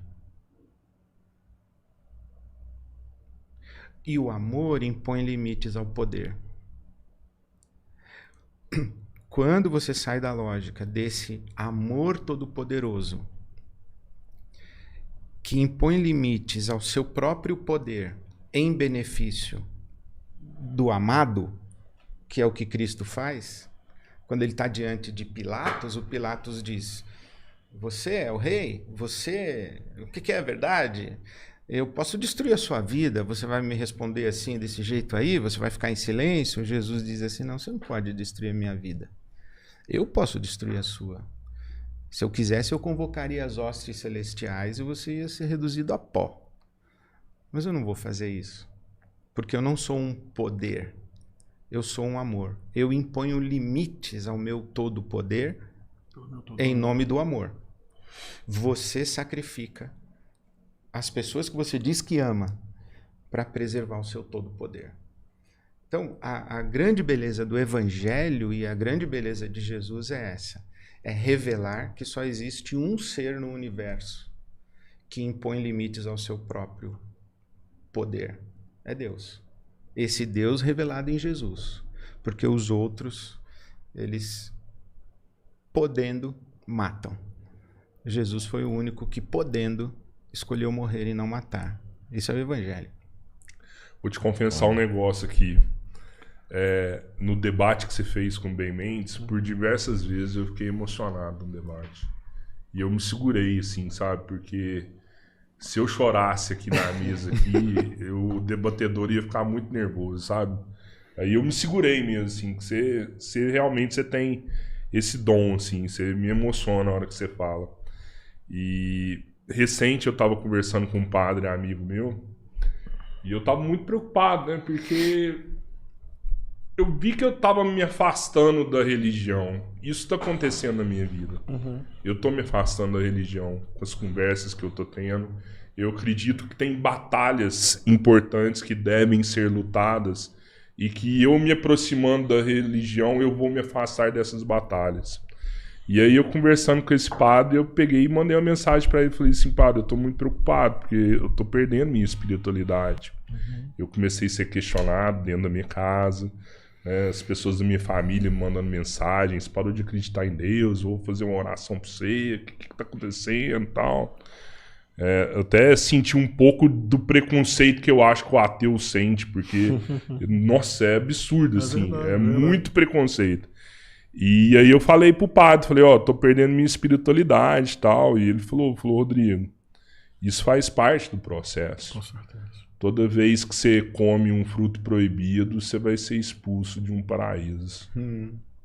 E foi bom ouvir você aqui falando que a gente nunca vai perder a espiritualidade. Acho que eu precisava ouvir isso. O negócio é que, assim, o que a gente saboreia muito aqui na mesa?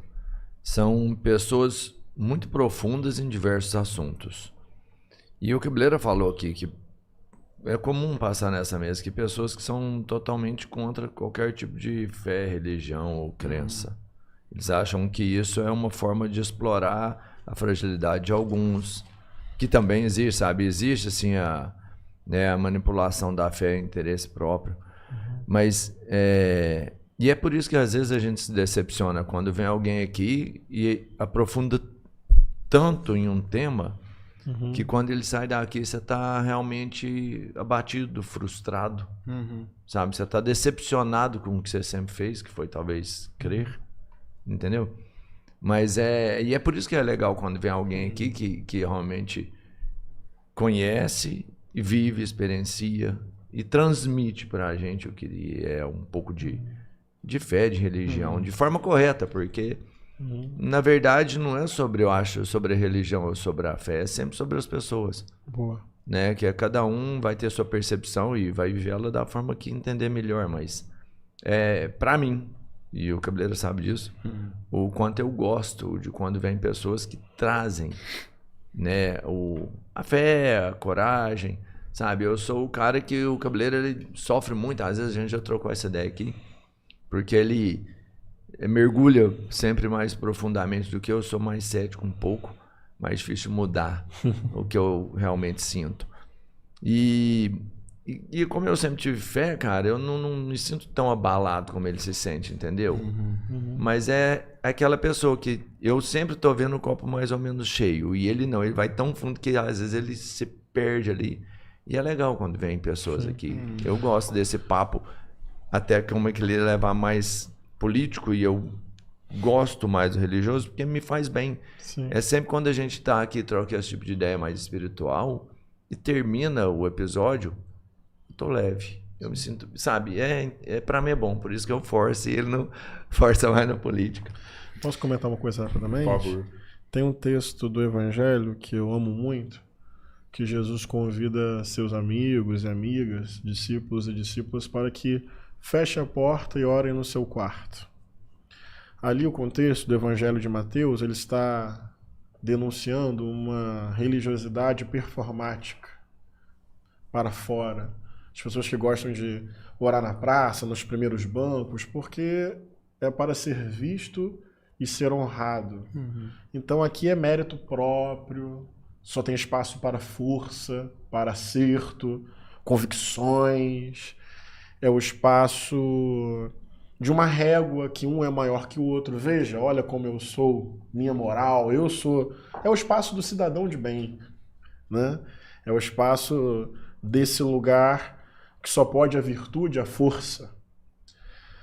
E Jesus olha para aquilo e acho bonita essa expressão. Entra no seu quarto e fecha a porta. Eu, também na minha formação artística, eu gosto de imaginar, eu vejo a força dos movimentos no texto.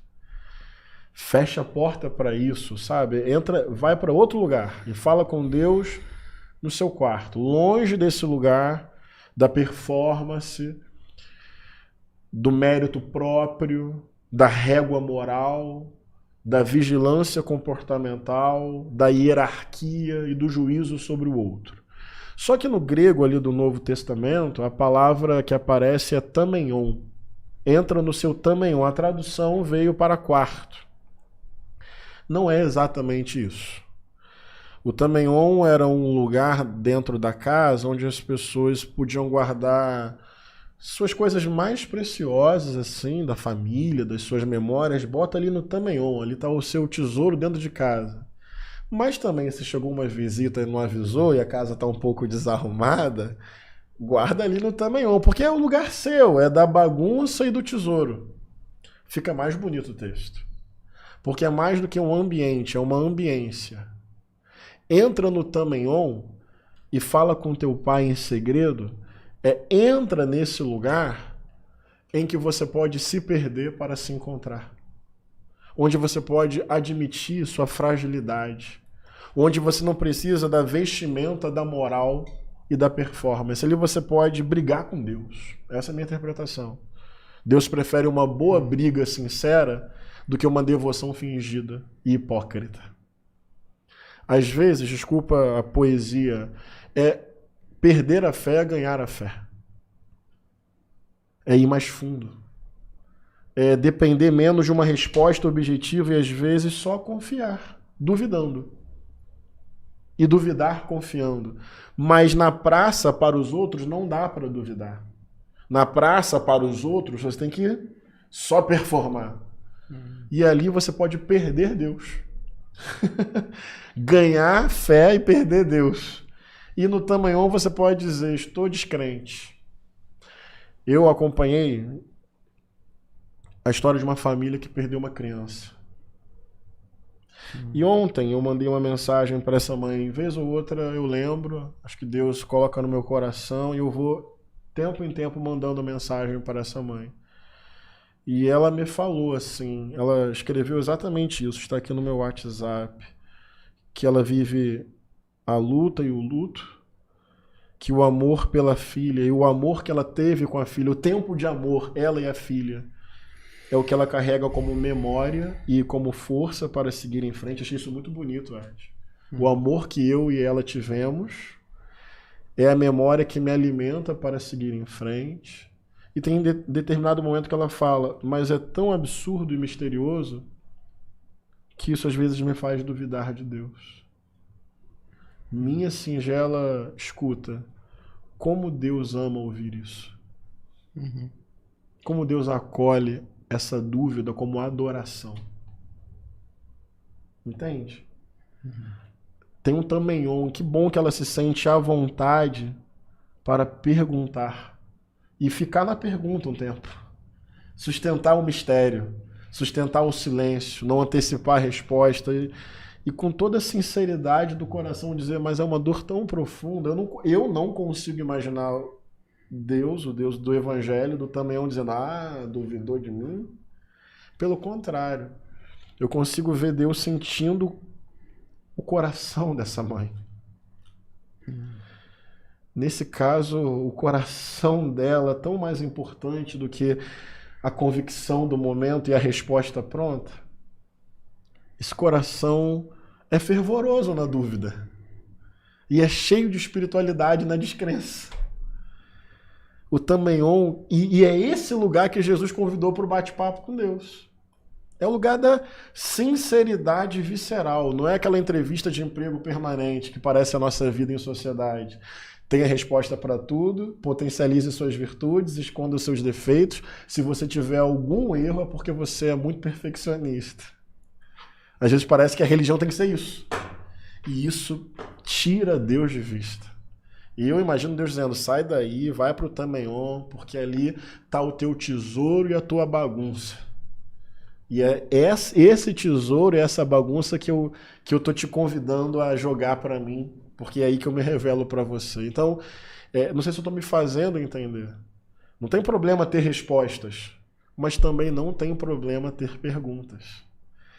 Os meus momentos de maior relacionamento com Deus foram momentos de transição, de crise. E crise tem a ver com risco, mas também tem a ver com oportunidade, com florescimento de algo novo.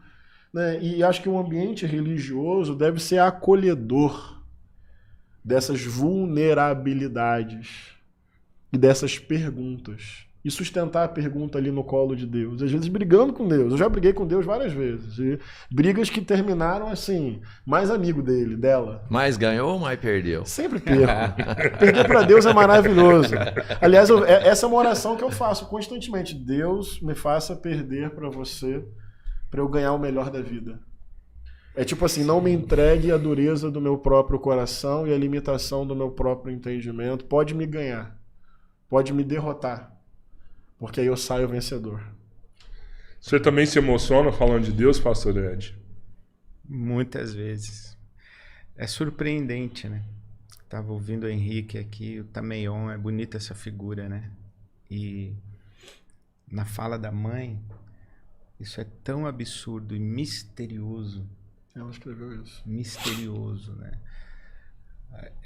Tem um teólogo que diz que a religião ela não é necessariamente para dar respostas, mas é para celebrar mistérios. E eu fico lembrando de histórias, né? A história da Madre Teresa, que disseram para ela sobre o Tamenhon, né? O que a senhora fala com Deus quando a senhora está orando? Ela diz, eu não falo, só escuto.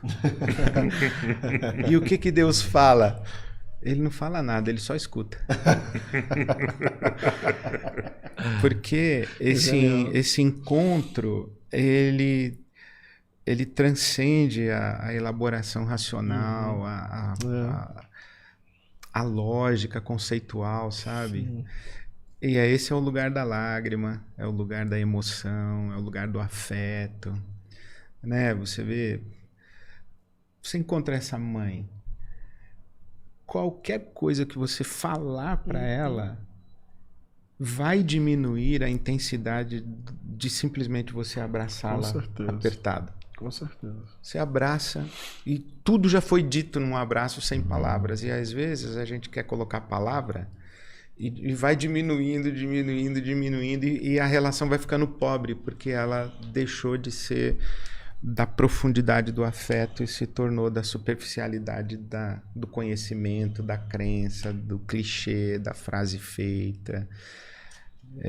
A espiritualidade está nesse nível aí, da profundidade, né? Não falo nada, eu só escuto. E ele não fala nada, ele só escuta. Eu acho lindo isso, essa definição de Tamenhon, da Madre Teresa, né? Eu sempre pensei sobre isso, que eu acho que, pelo menos para mim, é muito mais fácil você conversar com Deus sozinho do que em grupo.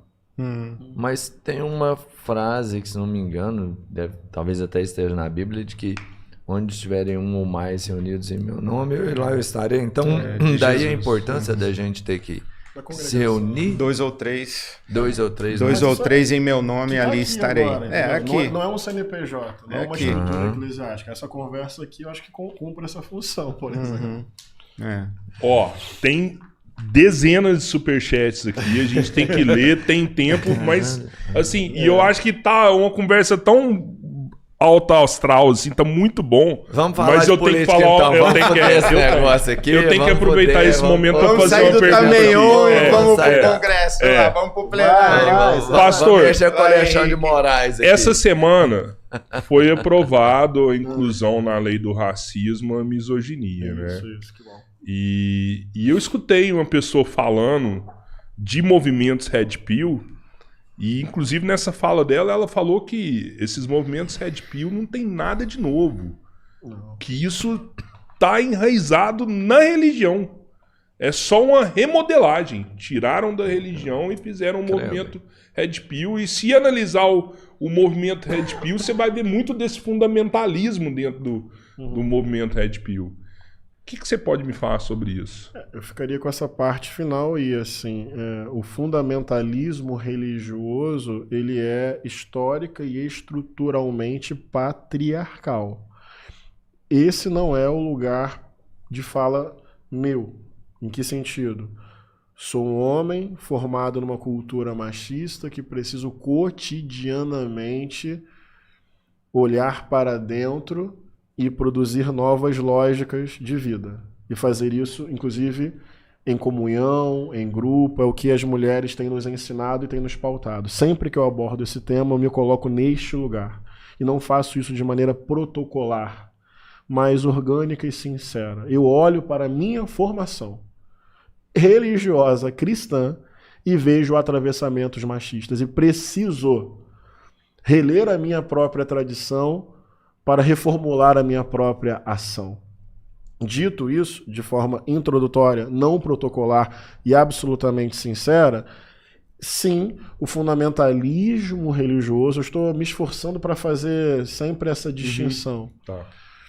Ele, do jeito que nós conhecemos, carrega marcas patriarcais e machistas, sim, que podem se traduzir nesses movimentos misóginos que nós estamos vendo. Podem, sim. Eu já ouvi várias vezes, muitas vezes, leituras e interpretações da Bíblia, novamente o texto, reforçando silenciamento das mulheres, permanência em casamentos mesmo tóxicos e abusivos. Vou mais além, papo reto, estupro.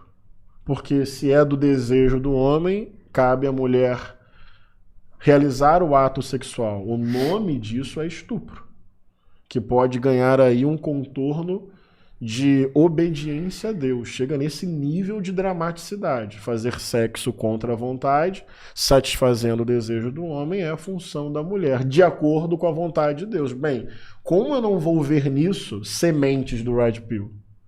Como é que eu não vou ver nessa modelagem uma base que pode ganhar contornos altamente misóginos, em que a mulher é uma posse do homem, em que o desejo da mulher, especialmente se manifesta, ela é um escândalo. E o desejo do homem tem que ser realizado.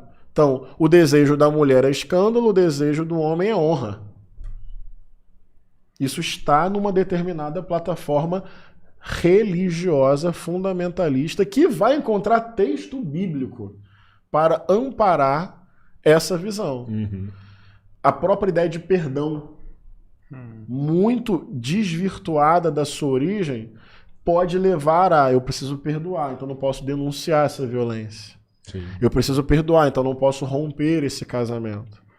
Então a própria ideia de perdão pode ser mobilizada para submissão, silenciamento e permanência num relacionamento tóxico, violento e abusivo. E tudo isso com a pessoa dizendo, estou fazendo a vontade de Deus. Então, resumindo, determinada modelagem religiosa de base patriarcal oferece repertório simbólico, subjetivo e objetivo para esses movimentos misóginos. É a minha singela opinião. Você acredita que essa lei ela pode não passar agora no Congresso, que ela foi aprovada no Senado e volta para o Congresso, né? É assim vai que para funciona. a Câmara agora. Vai não para é a isso? Câmara, vai para a Câmara. Olha, numa Câmara como a nossa, pode não passar.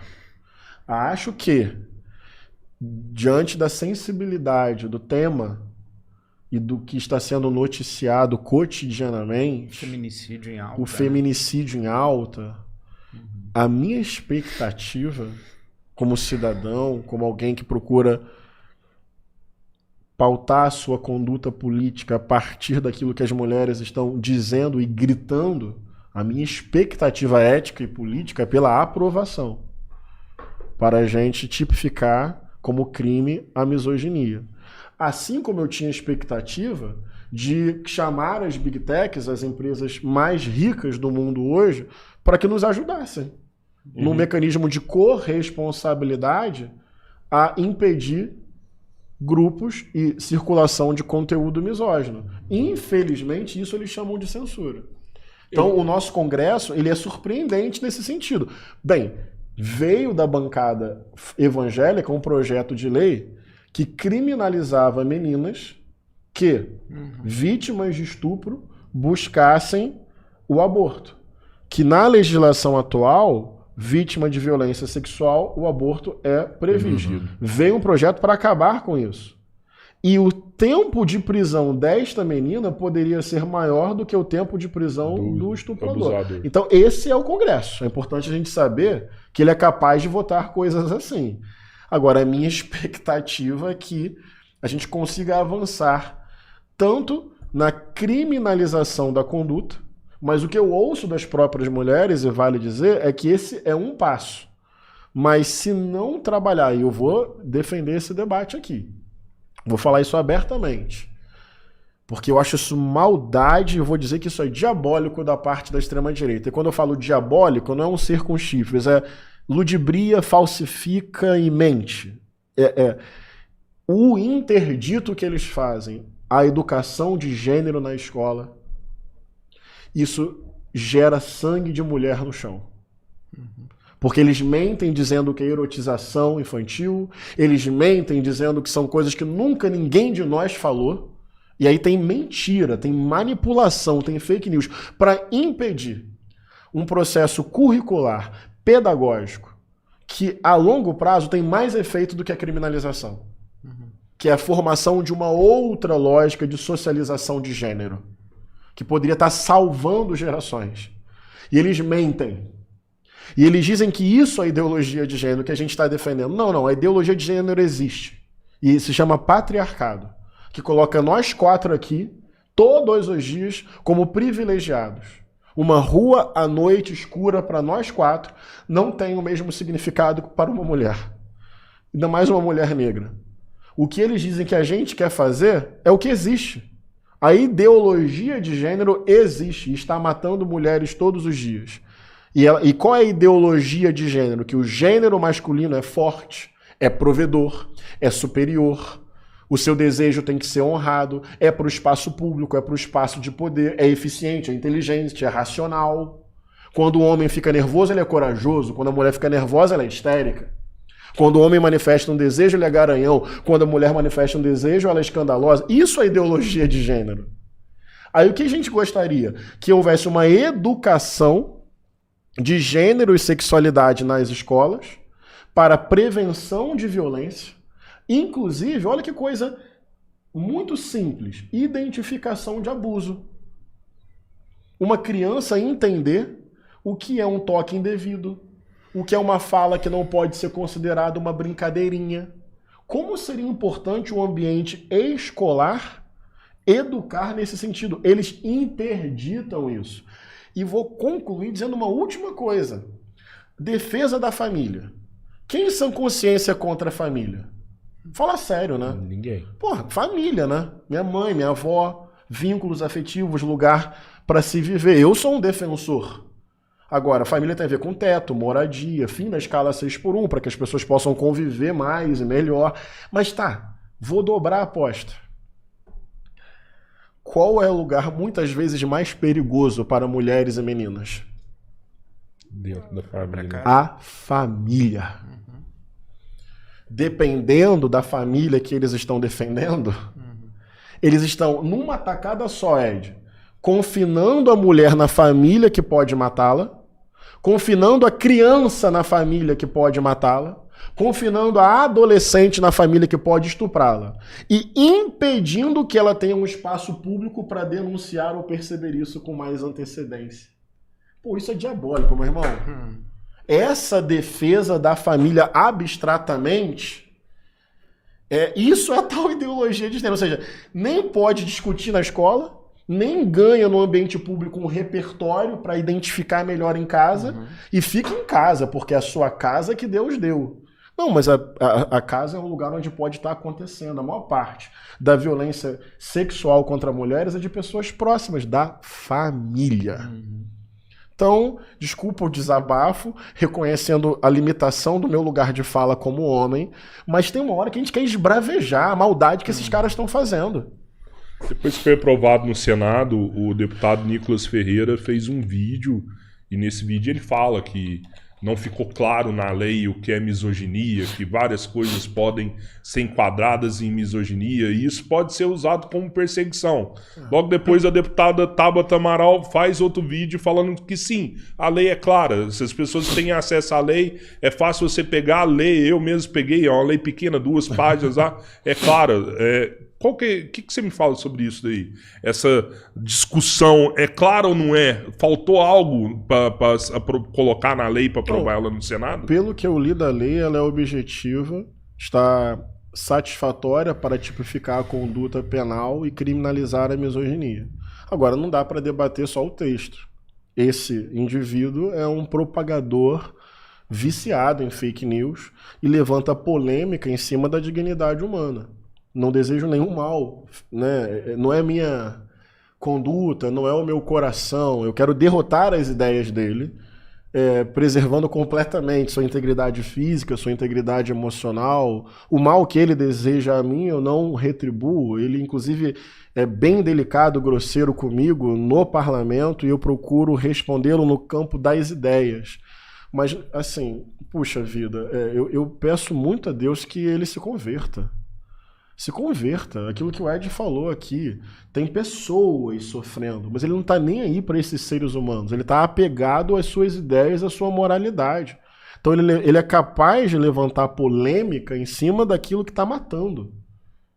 Algumas coisas eu acho que deveriam produzir consenso. Assim, eu sei que consenso pode não ser uma coisa razoável, considerando a diversidade humana, né? Mas algumas coisas, assim, poxa, podia ser 10 de 10, né? Tipo, todo mundo dizer, vamos avançar. Mas não dá, mano. Especialmente ele é o símbolo dessa moralidade capaz de salvar a moral enquanto comemora a morte. Então ele vai fazer polêmica em cima de tudo. E eu me pergunto se é desinformação ou uma inteligência a serviço do caos. Quanto mais caótico, melhor. Depois faz uma polêmica em cima do caos e ganha mais em cima disso. Então eu não consigo só discutir o texto nesse caso. Porque a pessoa que propaga isso é especialista em levantar polêmicas em cima daquilo que a gente poderia estar avançando para proteger a vida, a dignidade das pessoas, e nesse caso das mulheres. Falta pouco tempo, eu preciso ler alguns superchats, pode ser? À vontade. Vamos lá. Robertinho, me ajuda aí com o meu celular aqui, eu vou te falar, hoje tá esquisito. Você tem acesso aí aos superchats? Eu vou tentar pegar aqui. Aqui já deu, aqui já. Vamos lá. A Mila Macapá. Aula, cansei de acreditar em humanos falando em nome de Deus. Sou desigrejada. Mateus 6,6. Sou desigrejado. José Luiz Souza. Sou católico e acompanho os 2 pastores. O pastor Ed há 12 anos. Percebi que posso ser católico / evangélico graças aos 2. Caramba. Sou Soli. O fundamentalismo religioso é profundamente político. Ele organiza as pessoas por meio de uma fé morta e cega.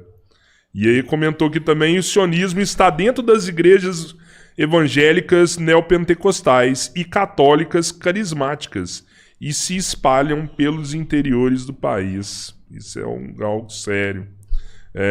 A Cid mandou aqui também, obrigado. A Jéssica, esse ano inicio o mestrado na UERJ e minha pesquisa é sobre percepção das lideranças evangélicas das periferias sobre democracia. Vocês são referência para mim. Obrigada por oxigenarem o campo com lucidez. Que bom. O Jaime Alves, Ed me mostrou uma visão religiosa menos macediana e menos malafaiana. Macediano eu não conhecia. Ainda sou ateu, mas um ateu melhor graças a esse verdadeiro homem religioso. Acho que ele fosse falar um ateu melhor graças a Deus.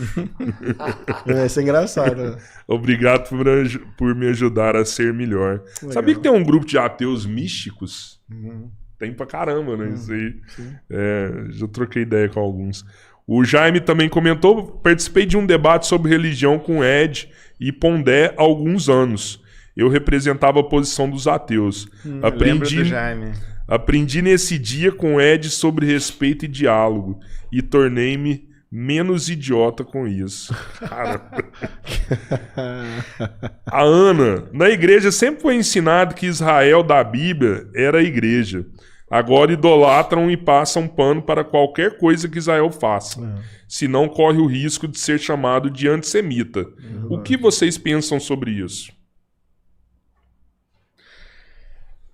Esse negócio é complicado, né? Porque existe um movimento forte que tenta categorizar toda a crítica a Israel como antissemitismo e principalmente toda a crítica ao sionismo como antissemitismo. Então a gente precisa separar as duas coisas, eu acho. Bom, sionismo.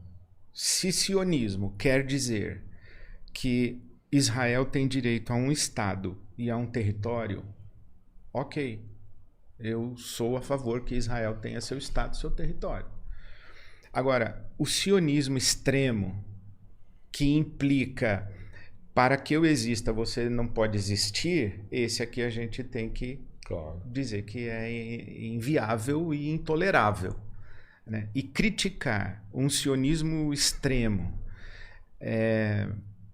não é ser antissemita. A última vez que eu estive em Jerusalém, eu visitei o bairro dos judeus, eu acho que os mais ortodoxos, que é Me'ar Shearim. E eu entro nesse bairro, Rodrigo, e você não acredita, tinha Palestina livre nos muros. Porque os próprios judeus, eles dizem, olha, esse Estado que está aí é fake. Só o Messias restaura o Estado de Israel. Eles inclusive, eles se recusam a visitar a esplanada do templo, porque eles dizem, eu não sei onde é o Santo dos Santos. Eu não quero correr o risco de pisar onde era o Santo dos Santos. O templo está destruído, então eu não vou lá. Então, existe dentro de Israel um movimento de judaísmo ortodoxo que critica o sionismo moderno. Até porque teve uma alteração no texto, né? Parece que depois que o Messias chegasse, os judeus iriam para a Terra Prometida. Né? E aí eles falam agora que os judeus têm que ir para a Terra Prometida para o Messias vir. Exatamente, inverteram. Era o Messias que congregaria todo mundo e tal. Interessante. E sem contar o próprio israelense não religioso, né? não judeu como expressão religiosa, o judaísmo como expressão religiosa, que critica o movimento sionista. Então, eu acho que interessa a uma máquina política e econômica fazer essa confusão de crítica ao sionismo extremo com crítica ao sionismo legítimo e crítica ao sionismo extremo como antissemitismo. Né? Então as coisas precisam ser melhor conceituadas. Né? Ainda tem alguns aqui, mas está no time deles, Albertinho. Acho que a gente já tem que encerrar o episódio. Por que, galera? Dá like aí, ó. Manda mais superchat. Não tem isso não, né? Tem um aqui, ó. Manda superchat aí, pô. É a parte boa aqui. Ó, Coelho Limão. Esse eu tenho que ler R$50 aqui. Ser cristão é ser fascista? Não. Quem perdoa não quer justiça. Quem doa não entende a injustiça. Quem dá a outra face normaliza. A violência do oprimido não se compara à do opressor. Quem não entende isso não entende luta de classe. Eita.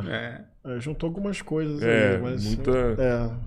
muita informação num superchat só. Mas valeu demais, obrigado pelo É superchat importante aí, ter se inscreve no consciência da canal. luta de classe. O Gabriel, será uma ótima conversa. Deixo um pedido para convidarem o pastor Antônio Carlos Costa. Bom, Ele dirige a ONG do Rio de Rio Paz. Rio de Paz. E parte da igreja implicou com ele porque ele criticou o Bolsonaro.